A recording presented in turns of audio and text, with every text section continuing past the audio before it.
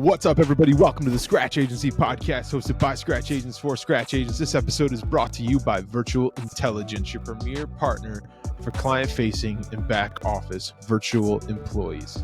My name is Stephen Turnbull, founder of T5 Insurance Services in Clinton, New York, and I'm joined by my co-host today, the one and only, you already know, hold your applause, Mr. Sean Fitzgerald, founder of Sound Harbor Insurance in beautiful Long Island, New York. That's right, folks.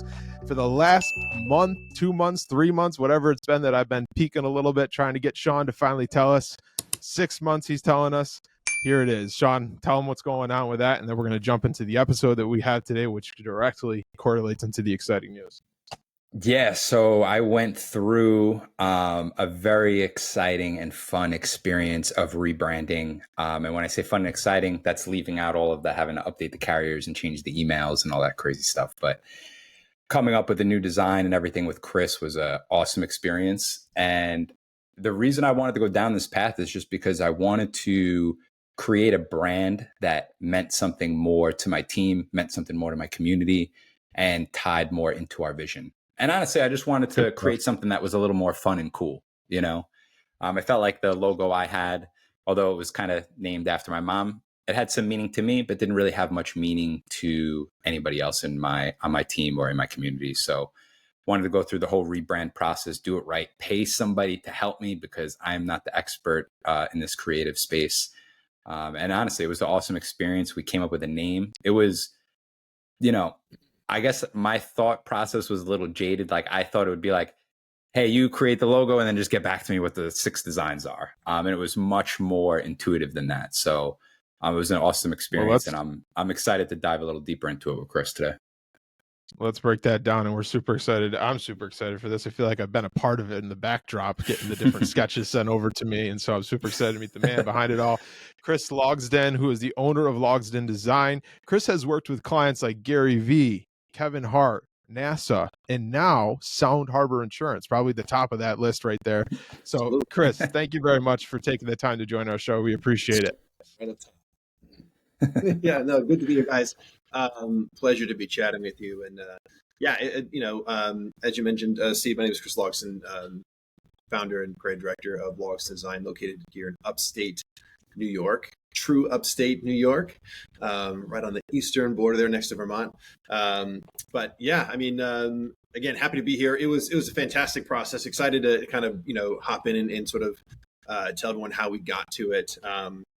And I think, Sean, the original outreach, I mean, you were one of the first ones after, because I've only been doing my own thing now for a short amount of time after leaving the agency world, my last agency being VaynerMedia, where, as you mentioned, Steve, I had the opportunity to work under and work for the infamous Gary Vaynerchuk for almost a decade. I was there for about 9 years, having done a lot of work in the New York office and primarily even the Chattanooga office in Tennessee before moving back up here for COVID. But I left about almost over a year ago, and Sean was one of the first emails I got in my inbox after I created my new account. Awesome.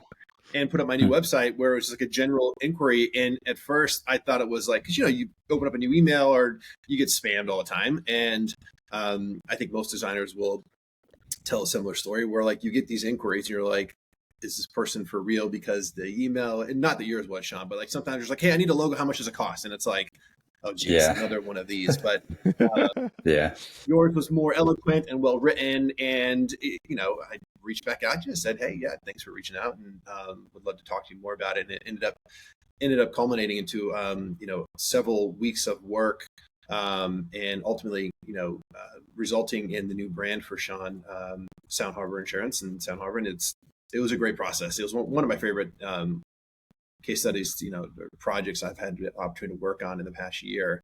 And Sean, you were incredible in terms of just trusting the process and wanting to know more about it and how we go about these things. And so I appreciate the opportunity and you just believing in me throughout the entire thing. Hey, Sean, for most of this episode, I'm going to sit back because I want you guys to tell your story about how this all happened. But I want to take a quick, as I usually do, and this drives Sean nuts, I want to take a quick left turn right here and ask you, Chris, A lot of the people that are listening to this podcast are either scratch agency owners in the first couple of years of their business, or they're thinking about doing it. Maybe they're at a top end agency making well over six figures as a producer, and they're wondering what it's like to go off and do your own. You just talked about how for a decade you were under Gary Vee's team, a dream job for some people, I would imagine, and said, you know what, I'm going to go off and start my own and bet on myself. Tell us about that. Tell us the why behind that some of these scratch agencies can relate to, and maybe just the journey of that and getting that first email like you talked about. And then we can get into the design work, because I think it's so parallel to what these scratch agencies are going through. Yeah, I mean, it's always an interesting sort of intersection when you get to the point where you felt you've done as much as you possibly can with wherever agency you're at, and something happens in your life to where you're just you feel this urge to say, I think it's the right time. My network is strong. I'd be more happier doing something else. And for me, I've always sort of driven my entire career on just chasing happiness and making sure that first and foremost, I myself am fulfilling what makes me happy, because then that's naturally going to spill over in other parts of my life, whether it's with other coworkers, my family, my kids. And so I think after the time I spent with Gary, which was probably, that was my third agency I had worked for in my career, and arguably the best agency. Everything, and I know he can be a polarizing figure, but everything that you get, from Gary and the content he puts out, I mean, that's him. Like, he's done a tremendous amount of things for myself and my family. And I literally learned under the best my entire time I was working with Gary, and all the people that Gary surrounds himself with within the VaynerX world, I should say. But it was time for me to move on and sort of chase this, go after the thing that brought me the most happiness, which was brand identity. At the time, I was doing a lot of social content and marketing campaigns, kind of what a traditional creative director would be doing at a bigger agency like that. But I wanted to do more brand identity, and Gary gave me a little bit of a runway within the VaynerX world, specifically at the Sasha Group, which is where I was a creative director, to allow me to do some of that when I was there. And it picked up for a number of years, but it kind of came to the point where it's like, I think it's time for me to go off and sort of do my own thing now in this world of building and developing brands. And the timing just worked out, and it's never an easy thing.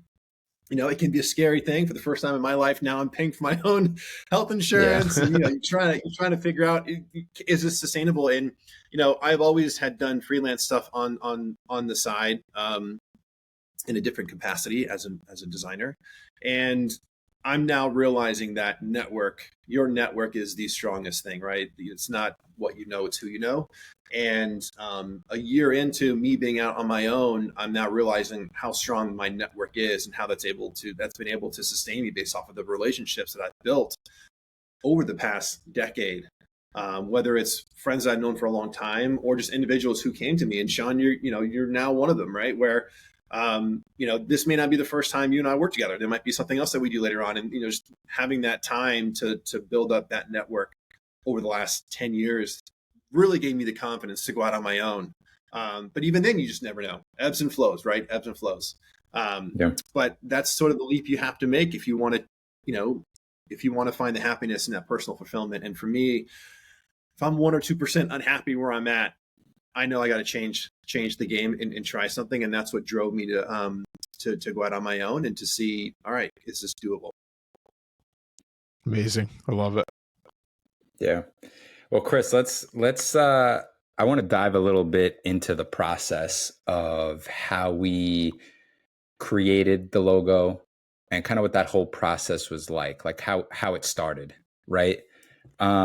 So I think you'd be better off at explaining like what that initial phase was like, what you do first to kind of figure out which path we want to go down in the creative space. Yeah, and I'll take one step back, because I think it's important to realize too that, and I know the terminology, especially for those who've never gone through the process, the terminology can be a bit tricky because there's a lot of words thrown around that describe certain things within the branding process. First and foremost, your logo is not your brand, right? Brand is bigger than logo. There are multiple components within a brand's identity. An easy comp is when you think about, a human being, right? There's a lot of things that make up a human being: their name, their personality, what they wear, how they behave. Like, brands are a similar thing, right? So a logo is just one aspect of your identity, your brand's identity that makes up everything. So that makes up everything, makes up a portion rather, excuse me, of your identity. There are other things like color, typography, and these are just the visual elements. There's also the whole verbal side of a brand, how the brand communicates. We call that brand voice and tone, how it messages, the messaging that it puts out there, depending on the audience that the brand is meant to be in front of. So visual and verbal are two massive components of any identity. Now, there's a lot of love and discussion around logos because usually it's the first thing that a person sees when they first interact with the brand, right? And that's why there's, people think of brands primarily as logos, but it goes much deeper. You can think about the logo as sort of the tip of the iceberg. Everything else under the water, that's the rest of the brand that also needs to be paid attention to. So in our situation, after you and I started discussing, what was fun about that was, again, I get a lot of requests from the visual side of things, like, hey, can you help me develop my brand, including my logo, and help me find the color palette that goes with it, and any other elements that we need to build for the brand. But in your particular situation, you had expressed interest in renaming because you felt, for some reason or another, the name of your previous brand wasn't as strong as it could be, or wasn't telling the story that you wanted to tell. And that was a fun part because it allowed me to get into a different part of the process that I usually don't get an opportunity to do as much, which is, naming, which is a fun, difficult it was process crazy to go through. Yeah, that was a crazy and most experience. people don't realize that it's not that easy to do it properly, like legally properly, meaning like you have a name, now you go through the trademark process, can I register it? Can I actually own this name? And most people don't. And there's a lot of brands out there that, are probably have names that they're probably not supposed to have right now because someone else owns it for some reason or another. Yeah, we went through hundreds of names. Yeah, and that's one of those things where like quantity is more important than quality when you first start out, because you'll eventually get down to a batch of names. And kind of real quickly, I brought in my buddy David Rosenberg, who worked with me at VaynerMedia for some time. He's from the copy side of things when it comes to creative directors or creatives. Usually there's someone who writes in the creative fashion and someone like myself who designs, right? So he plays with words, I play with pictures. So I brought him in to just help me curate and go through and create, based off of a lot of discussion, Sean, you and I had, a multitude of naming options. And, my gosh, 300, I think, 200 to 300 we went through. And each one was sort of, trying to tell a different story, but it did ladder back up to some overarching conversations that we all had in terms of, again, that story, Sean, that you wanted to tell for your new brand. So we ultimately landed, I think the first one we tried to get was Harbors. Yeah, Harbors. We love the name. Like in one of our buckets that we created to kind of create naming options was like just geographic location, like where Sean was located, in Long Island and New York area. And so in that, as we call them buckets, we start putting words and names in there that relate to that. And Harbors, because of the Long Island Sound and the water and all that stuff, was an interesting word that I think we all gravitated towards rather quickly. As you can imagine, there's a lot of harbor brands out there, whether they're in the insurance space or not. So that's where you then got to get a little bit creative, because single names are just extremely hard to get now, because there's so many companies out there who park these things. And so in terms of the naming process, that's when we started to kind of combine names or combine words rather, and go through that process. Like, can we create something interesting and new? And just by going back and forth and jamming a bit with David, myself, and Sean, we ultimately landed on Sound Harbor, which just has a nice ring to it. It again speaks to the geographic location, but just the term harbor too, like by definition, it's a safe haven. And that plays pretty neatly into the product and service, Sean, that you offer in terms of, For sure. insurance, right? So it's like, For sure. It speaks to, it nods to that idea of when you're in this place, you're safe, you're protected, you're covered. So just from a pure definition, having the word harbor in that name, Sound Harbor, kind of, again, alludes alludes to that idea of the product or service. And thankfully it was available. We were able to get the URL, the .com, went through the trademark process. He was able to own it within the insurance category. So naming is not easy, but we got through it. And that was sort of the first phase of the process that we went through in terms of building out the new identity. And naming is part of the verbal side of things. And then we kind of once we had the name, we stepped into the visual part. And in a similar fashion, you kind of start wide, with ideas and thoughts, and then you start to refine and narrow that in as you go through the process. So when we landed on the name, then came the difficult task for me, which is, all right, what does it look like? What does Sound Harbor Insurance, Sound Harbor want to be?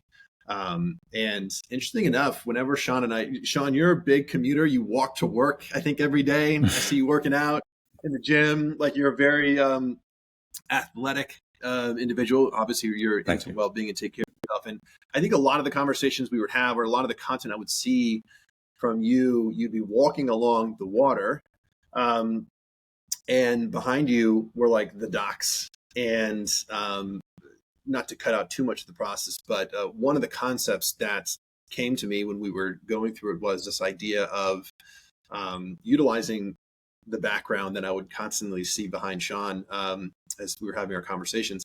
And that's where the idea of that dock came in, because the dock is such an interesting symbol. Like, you see them along harbors, in waterways, and that dock again is such an interesting visual representation of a place that you can dock your boat, your vessel, that keeps you from, obviously going out into the sea. It's a place of protection, and that became the idea behind the logo, which is this sort of perspective of this like dock that has these big cement posts in them, that is impenetrable, it can't be moved, and it became just a nice visual symbol for the Sound Harbor brand. So when you see the new logo now, that's kind of the story behind that visual that we ended up creating. So the story is there, the idea is there, then execute it in a way that is simple, in terms of making sure the logo is designed in a way where it's not too busy. And we have a criteria that we have when it comes to creating specifically logos, and that the logo should be appropriate, it should be ownable, distinct, and it should be simple. And we check the box on all three of those. And when you do a side-by-side comparison now of where LAF Advisor was before and sort of after, when we went through the process, and again, I don't mean this maliciously, Sean, but it's night and day, right? There's an identity now that you have, which was lacking before, within the name as well as the visual. And I think that's where you now have a brand that I think you can certainly stand on and move forward from here on out. Well, I can tell you one thing. Whoever Stephen, sorry, Stephen, one second. That is the only thing I'm going to say is that is the one difference between paying Fiverr and then paying someone who actually knows what they're doing is going to help you throughout the creative process. All right. And listen, guys, like I think Sean, we maybe even mentioned, like, there's nothing wrong with those sites like that. And I always say when folks come, like, where are you in your process? Because I'm always in the mindset of Sean, when you come to me, you're going to pay a certain price to get the level of work that I pride myself on doing for individuals like yourself, Sean. But some people aren't necessarily there yet, right, with their product or their service. And I've told people often, you don't want to spend money on me right now, because I think that needs to be dedicated towards building out the thing you're trying to go put in front of the world. Like, put your money there, get your proof of concept, make sure it works. How are people reacting to it? And then when you have that thing and it works, then let's have the conversation, right? Because a good logo, a good brand will not save a bad product ever, right? No, I mean, that's exactly what I did. Great point. I opened the agency. I needed to save money. I went on Fiverr. This is the name I want to pick. And then once I got to a place where I had a little bit of cash flow, I was like, all right, let me go do this one time, but make sure I do it the right way. And it's just like insurance. When we're advising clients on what to do, I always tell people, think I'm crazy for saying this, but I tell people a lot of the times, if you want the cheapest price, don't use me. You will find somebody cheaper. If you look hard enough, whatever policy, you'll find something cheaper. But I don't pride myself on that level of service. So, I totally relate to what you're saying, Chris, in your creative process. So it was an awesome journey. Yeah, it's all about timing. Like, Yeah. fiber is good in certain moments. The thing with fiber you're going to get is cheap and fast. The problem with that is you may not get ownable and distinct, and that's where you could have some legal problems down the road if you try to run with that, right? So, but in the short term, as you're building the process, that's okay. And again, I think Sean, you did it perfectly. It's like you had your brand, you got yourself out there, people started to recognize you and recognize your brand. Then you're like, okay, now it's time, right? Now it's time to build the brand, and then we went through the process, and now you have again something that is certainly that much stronger. But you have that foundation of your product and your service and who you are as a as the owner of the business to propel you even that much further. So I think that's how it usually should go. And again, I would caution people on just making sure that the process is done properly, because Well, Chris, as it usually happens on this podcast, Sean and I were thinking the exact same thing there, because one thing I wanted to say is the people that are now in a position, like you said, that maybe, are able to make that change. And Sean brought it up. There's similar, how could I word this so that it makes sense? Similar struggles that you may have that we have in our business too, is like the do-it-yourselfers, and I can't help but notice the pencil in your hat right now. And I can guarantee you that these AI generated logo things that you can throw $20 in and get 5 logo designs off, and the Fiverr people don't have a pencil in their hat every day and are writing these sketches. And I know Sean sent me the pictures of you having all of the different sketches of all the designs and everything. And I've taken some notes while you've talked here. So far that we know of, at least in this podcast, 3 different people were involved in this, 300 plus different named options, and all of these different things, all of these different graphic designs and all that. Why is it so important for us to create a story? Why is it so important for us to create the brand? We talked about the process and all that, but now let's dive into what are we really storytelling, and why is that so important? When to Sean's point, LAF worked. My business was getting off the ground. You talked about a good brand is not going to, if you have a bad product, it's not going to help it get the thing off the ground. But now that you're cooking with gas and you want to turn that into a story, why is that so important? Yeah, I mean, when as it relates to brands, there's a lot of amazing quotes on what brand means, because a lot of people may not understand like the terminology of, or the definition of brand as it relates to the companies that are out there, and why we choose brands and all the things. And I think the best one that I heard recently was, brand is all about just differentiating yourself from your competitors, right? And that's it. And if you look at LAF Advisors, where I would, sort of point out the flaw was just like, it just seemed pretty forgettable, right? There was nothing there that really kind of captured the attention. No story necessarily that was front facing, right? I know there was meaning behind the letters and things like that, Sean, but that wasn't clear or obvious to, I think, anyone who may have been seeing it for the first time. And visually, again, I say it was forgettable because there was nothing that necessarily seemed ownable or distinct when you put it, and we did this, when you put the logo amongst your competitor logos, right? That's part of the process too, is, called the brandscape, where we look at the competitors locally, geographically, or even just nationally, just to see, like, when we put all these brands on one page, what pops out? And LAF Advisors literally just disappeared in the background, right? Yep. From a visual standpoint. And of course, we know that there wasn't necessarily a story that was coming out to even help elevate it. So brand is just about differentiating yourself. And where we are now is, now that there's a story and there's meaning behind the brand that we've built together, Sean, and when you put that logo now amongst your competitor logos, it's so compelling, right? You want to know more about it.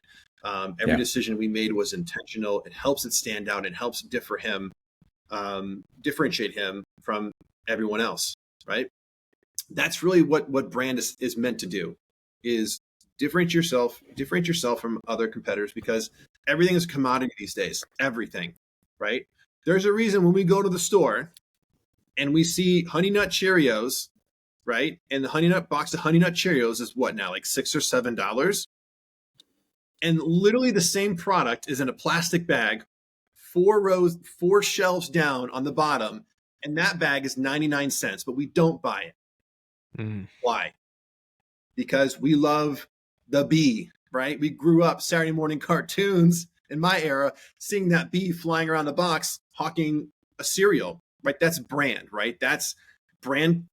Brand it's emotional. It sticks with us, right? So we emotionally invest ourselves in brand because that's one thing that brands can do, and that just helps differentiate it from other competitors. So when everything is a commodity, the only thing that can actually separate you is brand, and that's what we set out to do in terms of like trying to differentiate one from another. Yeah, and that was the coolest process. Like, just to dive slightly deeper into it, I remember you gave me like, I think it was like 2 slides of all these different company logos in the space. And I mean, I'm not talking bad about anybody, but like when I looked at the 2 pages of logos of, bigger companies and stuff, like I wasn't really blown away by any of them, you know? Mm-hmm. And they, like Chris said, they kind of all blended in together. And that really helped us vision something different, you know? And Chris, one thing I wanted to touch on, just because this is where I feel like there was a ton of value that came from you as well, is like, so when we pick the name, right, that was already a huge project, but we picked the name, we get the logo, we're forming the logo. And at first we had 2 pillars. Remember? So if you look at our logo, it was a dock and it's got the 3 pillars. It was initially 2 for like a day, right? And then we came back and switched it to 3 pillars. Yep. And can you just explain why we did that? Because I thought that was a pretty cool part of the process. Yeah. I remember that the first stages, it was transparently, it was me perhaps trying to be a little, maybe too clever with the mark, in that the way we designed the dock sort of at this interesting perspective with the 2 pillars. The thought there was to create, first and foremost, a simple visual representation of a dock, right? Because as we mentioned, it tells a story of, it's a safe place to put yourself amongst the elements that you're going through life, right? The dock is a great visual to kind of tell that story. I designed it in such a way too that it was also an H for harbor. So I was kind of doing this sort of combining of elements just to kind of be clever. And it's not that it was bad, but and I don't know if I ever told you this story, Sean, but as I usually do, I have a little I don't know if you want to call it a collective or tribe of people that I trust, that I will show my work to before Sean ever saw it. Usually it's a combination of other designers that I've worked with in the past who I value and respect, or my parents. I'll just literally sometimes as designers, we try to be too clever, and we'll put something out there, and it's because I'm so close to it, because I've been working on it. I will see what it is I'm trying to do, but then if I show someone else, like, what the heck is that? They don't understand it. So having this little group of individuals that I will literally text images to say, what do you, without any setup, hey, what do you see when you see this, or what do you read, right? When it comes to fonts or typefaces, and I just try to solicit feedback and just get gut reactions, because sometimes it can be very, very telling. And in that particular instance, with the 2 post version of the doc, the earlier version of that, I was showing some other friends, designers, and they clearly got it. But then one of them just said, well, have you thought about like extending the perspective and adding a 3rd pillar? And I was like, I don't know, man. I like how it's an H, it's a dock. It's pretty cool. It's clever. But as always, you don't know these things until you just try it, right? And I think we can debate so much around these certain things. And the best answer is always like, let's just see it, side by side comparison, whatever it is, right? Whether it's logos or name, it's just like, just do it and then have a more objective conversation around these things. And in that particular instance, I was like, I don't think we need a 3rd pillar, but let me just quickly do it. And I did. And it was like the weirdest moment. It for some reason just made that dock 1,000 times more beefier and stronger, and a place that you could literally tie a cruise ship to and it would not detach itself, right? Whereas the 2-1 almost looked like just a smaller little dock. And I think as we're, Sean, and something Steven would like to pull his tugboat up to, Yeah, it's just like, when you think about like who's got the is it Prudential, who's got the big rock? logo, right? Like imagine if that was just a little small pebble in an ocean, right? You'd be like, I don't know if I want to go with this insurance agency, but they chose Yeah. the Rock of Gibraltar, which is what that is famous from, as a like place where it's like it's going to shield you from again, similar sort of concept of like it's going to protect you from the elements. And I think when we went from like the smaller 2 dock pillar to the 3, it was just like, my goodness, so much more power. It felt more safe. And again, these are all words that we talked about that are meant to communicate the product and service that Sean is offering. So that 2 to 3 was sort of a pretty interesting moment that again, never would have happened had I not kind of, as you know, some designers do or don't do, like made myself a bit vulnerable and showed my other friends saying, hey, like not necessarily asking the question of like, do you guys like this? But it's like, how could this be better? Right? Like, what's wrong with this? And that's where someone said, well, maybe if you like had the 3rd pillar and yada, yada.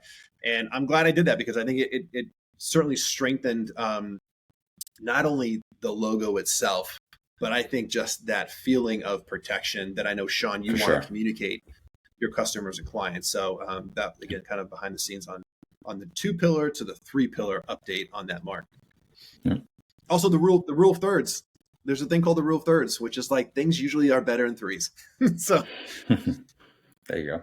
Yeah. I mean, the strength and stability was the thing for me, you know? Yeah. So Chris, if I'm listening to this right now and I was LAF Advisors where I decided to start an insurance agency and I threw up my last name, I threw up my initials, I threw up whatever, and there's no real meaning and everything we talked about. And I'm listening to this podcast and I'm going, oh shit, they're talking about me. And my wheels are starting to turn and I want to have a brand. I want to have something that's relatable to my clients. I want to have, all the things that we've talked about. Where do we start? And you talked about, hey, maybe it's not the best time, financially. You're going to pay for your service versus an AI generated a Fiverr that's going to give it to you in 24 hours, whatever, and everything that we've already justified and talked about. But where do we start with the point of just thinking about what that might look like? Yeah, and again, to reiterate, and you just said it too, just making sure the time is right. Like a lot of people just may not be ready for that just yet because again, they haven't necessarily worked out their product or service to where it needs to be. And again, it's not that it's ever. I mean, Sean, you could probably. It's never perfect, but you're still building and making yours better. Even though you're in a really good spot now after going through the process, I know you're still going to continue to refine and make it better and so on and so forth. So it's not that it's ever completed, but in those early stages, again, just making sure that you know what you're doing, of course, whatever it is you're selling, make sure it's good. Make sure the customer service, the interactions are on point. Because a lot of times, yeah, especially when you're a small business owner, like people are betting on you, not necessarily the business. Like it's the whole jockey horse thing, right? Like I trust this person. I don't know what their brand is all about. I just trust this person. And I'm sure, Sean, that's how it was for you. Like people, the LAF Advisors was Sean Fitzgerald. Like I trust Sean, so therefore I trust the brand that he currently has, right? So like cementing those relationships and making sure that is as best as possibly can be at the moment is the first thing. And then in some way, shape, or form, I think you're going to feel in your gut if this is the time to do it. Whether momentum is building, whether you have a lot of opportunities coming in the forms of clients or things like that, people are buying the product. And then if you have the money to do it. Now, listen, not every designer charges what I charge. Some charge more, some charge less, right? I'm not saying everyone should just come to me, but like you can also start having conversations with designers who might be local to where you are or designers you admire and just starting the conversation of like, what would this take and what would it cost to do this properly? It's exactly what Sean did, right? And then you got to look at that, look at the track record of the person, Right. Is this the right time? So, and I think it's almost that simple in terms of the process. Okay, so finding out the right time, right? But now we're Sean. So we rebranded. We just called up the state, and they just took care of it like as fast as possible, just like it happened with Sean. Everything was seamless, as we all know. Being sarcastic, but you rebrand, you get everything set to go. Now, what does Sean have to do? What does Sean have to do to truly show off that brand, to truly get clients bought in, to truly tell people why he did what he did and tell that story? Yeah, it's a great question, because I think the hardest part of the rebrand is the deployment of it, right? Like actually putting it to use and doing it properly. That is extremely hard, especially when you don't necessarily have an in-house design team helping you with it, right? So when I hand everything over to Sean, I clearly walk him through, here are the files, here's everything you need. Generally speaking, there's also a guidelines that can also be created for the brand that helps articulate from top to bottom how to deploy the brand appropriately, because brand gets stronger and stronger the more it's used consistently and cohesively, so people can recognize it whenever it shows up. Like, we know Nike when we see it, we know Target when we see it, because it's consistent in how they deploy the brand. A lot of times what happens on any level, really, not just smaller companies, they start to veer off and start doing things with the newly minted brand that may not necessarily be the proper thing to do. And that's where you can start to dilute the brand and tear down a lot of the work that was put into to doing it properly. So that's where I think constant communication interaction happens. So like, as Sean knows, like, I'm always here. Sean, what did I literally just do like a week ago? I was searching for something and I saw that his LinkedIn cover photo wasn't bad, but it could have been a little bit better in terms of what I would have done with it. So I quickly just comped up and sent it to him. I was like, listen, here's a better version of that based off what you were trying to do. Like attention to detail and things like that. And you just continue to keep an eye. And again, it's never going to be perfect. Most people also won't necessarily, we lose Steve. Yeah, it's all right. Most people also won't necessarily care too much about your LinkedIn cover photo, but that's just the attention to detail that it's like, if we can remain consistent even in the smaller places, that will help build brand over time, right? So for sure.